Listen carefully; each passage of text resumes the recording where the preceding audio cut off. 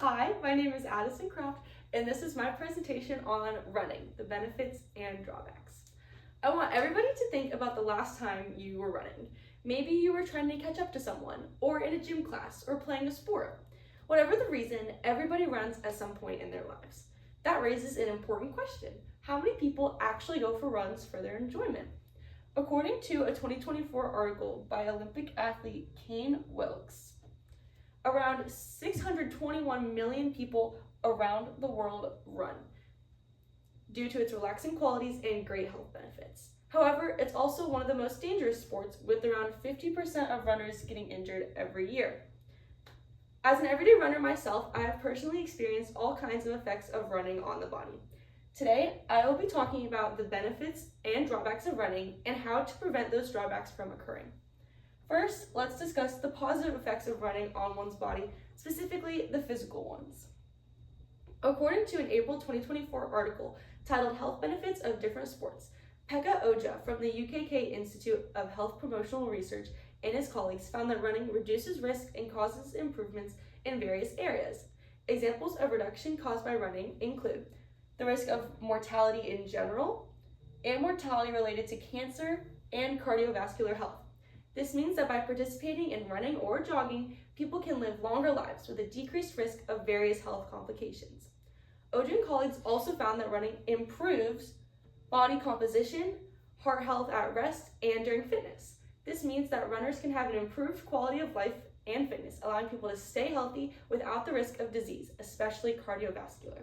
When people run or jog, they truly improve their physical health in so many different ways, allowing them to live fuller, healthier lives with less risk down the road in their health. Now that we've discussed the physical benefits of running, let's switch lanes and look at the mental side of things. According to a June 2024 news article from Ireland's leading newspaper, The Irish Times, physical activity can have life-changing effects on mental health. Take Aidan Loughnan, for example, the subject of the article. Loughnan had struggled with severe eating disorders and suicidal thoughts for years before he found peace in running. Loughnan described it as running giving him his life back, as he started to find beauty in life again through running. This severely improved Loughnan's mental health, helping to ease his suffering and his suicidal thoughts. Running doesn't just help with eating disorders or thoughts of suicide, as the same article also found its effects on other mental health issues. For example, the Irish Times article also found that physical activity has similar effects on depression and anxiety as therapy or medication. It's well known that therapy and medication are common treatments for mental health issues, but simple physical activity can be perspective altering for people with anxiety or depression. Running can be a positive outlet for people's emotions, allowing them to find joy in their lives during rough times. Next, let's look at the disadvantages of running.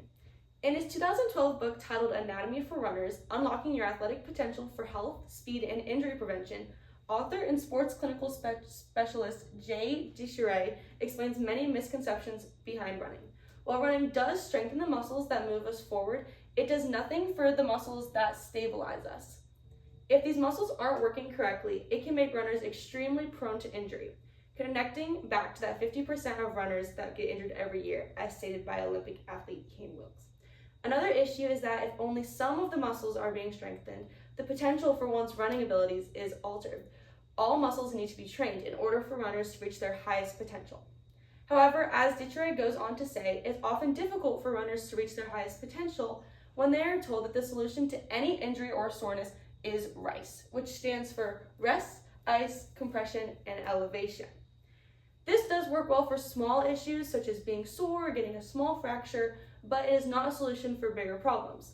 If bigger injuries are met with RICE, they aren't able to heal all the way, leading to further pain and potential tissue breakdown, preventing runners from bouncing back. In order to prevent runners from getting taken out by what could have been a small injury, let's go over some tips for running success. On a website called the Better Health Channel, headed by the Australian government's Department of Health, steps for avoiding injury and running healthily are given. The first one is don't overdo it. Start off with walking or jogging and build up to running to allow your body to grow accustomed to the activity. Rest at least 2 days per week to allow the body to relax, preventing injury from training too hard. The second is to wear proper attire. Wearing running shoes is so important to ensure that your body can be properly supported. It's also necessary to wear clothes that allow for mobility and flexibility in your running. Finally, take care of your body. Make sure you drink plenty of water to stay hydrated, stretch before and after to allow your muscles to decompress, helping to avoid injury. Taking these steps will help you to have a successful running experience with great improvements, free of injury.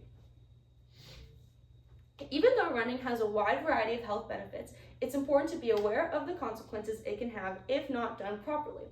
Running can improve one's physical health, improving their quality of life and their mental health, serving as an alternative to medication or therapy. However, it can also worsen one's physical health, with weakened muscles, injuries, and no way to handle them. That's why it's important to take the proper steps when running, allowing your body to grow accustomed to it, relax without overworking yourself. With around 621 million runners around the world, running as a recreational activity isn't going anywhere anytime soon. If you decide to be a part of the 621 million, make sure you know what to do in order to make the most of your life and your running experience without the risk of injury. Thank you. Any questions?